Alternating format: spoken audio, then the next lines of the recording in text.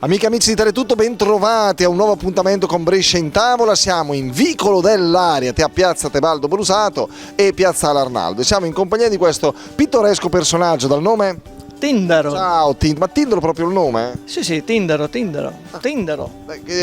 Non sei bresciano? No, catanese. Un po' più giù di Brescia. Va bene Tindaro. Senti, tu come te la cavi con la cucina bresciana? Tu la conosci, la apprezzi? Da quanto tempo stai qui a Brescia? Dall'88. Dall'88, quindi insomma... Sì, conosco la cucina bresciana, però non la faccio. Non la fai? Poco. Ti butti di più sulla cucina siciliana? Siciliana, sì. Vabbè, anche quella bella ricca, varia, mediterranea. Quali sono i piatti forti della cucina siciliana che apprezzi, Tindaro? La parmigiana, pasta alla norma, gli arancini. Cose proprio tipiche. Però pure essendo qui a Brescia tanti anni, magari non la cucina, ma apprezzerai dei piatti bresciani. Beh, veramente sì, i casoncelli. Tutti dicono i casoncelli. E poi lo spiedo. Ecco, una cosa che so fare è lo spiedo bresciano. Davvero? Sì. Apprezzato anche dai bresciani. Sì. Quindi non si accorgono che è uno spiedo cucinato da un siciliano. Non si accorgono perché la prima cosa che ho fatto come utensile della cucina ho comprato la macchinetta dello spiedo nel lontano 89. Cioè, da appena arrivato dalla Sicilia. Dopo qualche mese. Perché?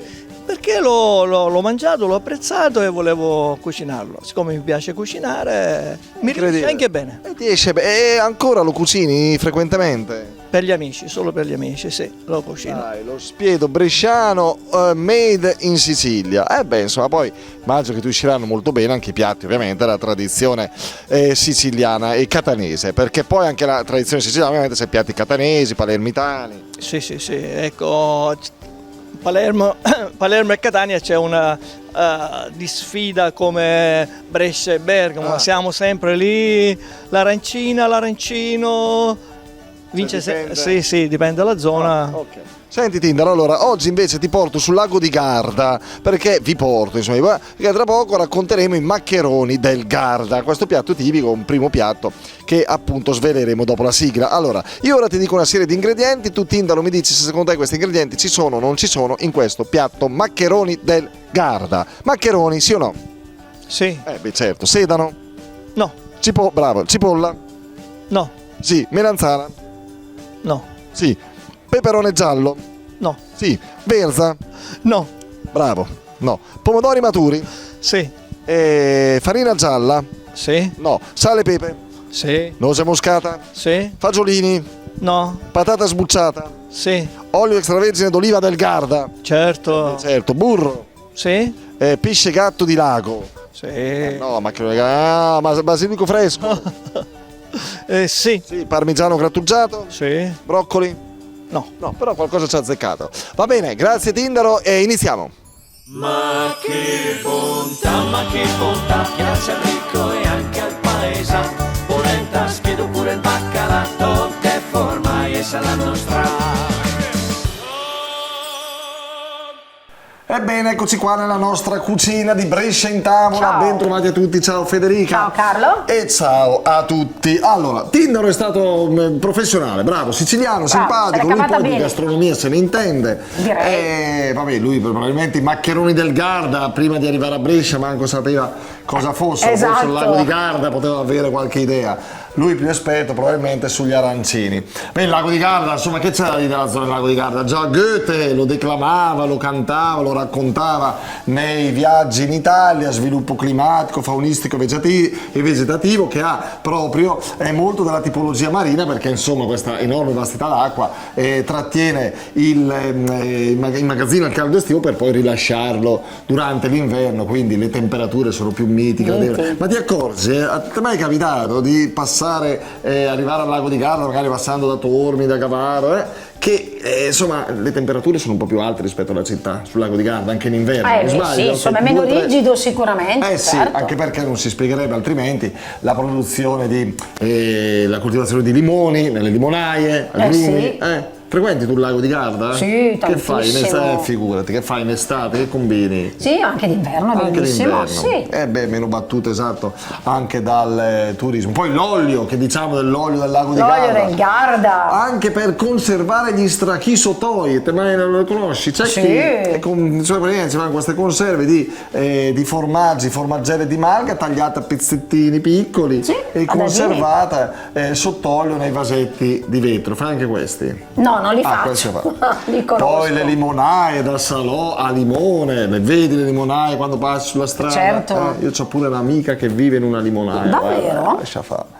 Questa sta bene. Che bello! È bello, è bello, sì, Bellissimo. poi è suggestivo col panorama. Esatto, soprattutto. Con le strutture di pietrasecco che doveva riparare le piante dai venti del nord anche nei mesi invernali, quindi fungevano in qualche modo da serre. Sì. Queste strutture, quindi in estate venivano esposte alle brezze del lago e al sole, e poi in inverno per riparare dai venti gelidi, dalle temperature troppo rigide, si possono anche coprire. Poi vabbè, il pesce del lago di Garda è sempre stata una fonte Conosciutissimo. davvero proteica per gli abitanti del lago. Il leggendario carpione, ad esempio, era considerato un cibo, pensate, per papi e regnanti. Oggi però Non il c'è carpione più. è pressoché è scomparso. Vabbè, Esatto. vi abbiamo raccontato un po' di cose belle del lago di Garda. Voi sicuramente, che lo conoscete, lo frequentate magari anche più di noi, potete aggiungere tutte le vostre con i vostri ricordi ed esperienze personali. Adesso però vediamo i maccheroni del lago di Garda. Maccheroni del Garda. Del Garda, vediamo proprio di questa zona. nostra Poi come ricetta sempre di un po' oggi. esportabile ovunque. Vediamo gli ingredienti, Fede. Gli ingredienti: maccheroni del Garda, chiaramente avremo dei maccheroni, una cipolla piuttosto grossa, una melanzana, delle peperone gialle, dei pomodori piuttosto maturi, spellati, che dovremo poi spellare. Avremo del sale, del pepe, della noce moscata, Ok. e una patata sbucciata, lavata e grattugiata. Poi avremo chiaramente dell'olio extravergine d'oliva del Garda. Del lago di Garda, che Del ce n'è in lago di Garda, abbondanza, scegliete chiaramente. quello che preferite. Avremo del burro, del basilico e del parmigiano grattugiato dulcis in fondo. Dolce sempre. Maccheroni del Garda, vediamo un po' come si prepara, Fede. Allora, dovremo affettare la nostra cipollina, Ok. la faremo dorare nell'olio e nel burro, utilizzando una padella dai bordi piuttosto alti, perché poi andremo ad aggiungere ingredienti. gli ingredienti. Faremo a cubetti la nostra melanzana e il nostro pomodoro, e a listarelle la peperona. Ok. Al soffritto aggiungeremo prima il pomodoro, quindi le altre verdure Verdure, e anche il basilico, anche il basilico. il Buono. sale e gli aromi. Oh, a me piace, fino a qua piace tutto. E Buono. faremo cuocere con il coperchio. Ok. Così mantiene anche la Bravissimo, la l'umidità, cottura. Ok. eccetera. A Per fuoco mezz'oretta. moderato, mezz'oretta circa, esatto. Cuoceremo i maccheroni in abbondante acqua salata. Adesso la pasta normalissima col sale, ok? Esattamente. Fino al momento della cottura Una giusta. volta scolati, mescoleremo il tutto in una pirofila imburrata, e Ok. li cospargeremo di parmigiano grattugiato e qualche fiocchetto di burro per pure. renderlo un pochino più sostanzioso, sì.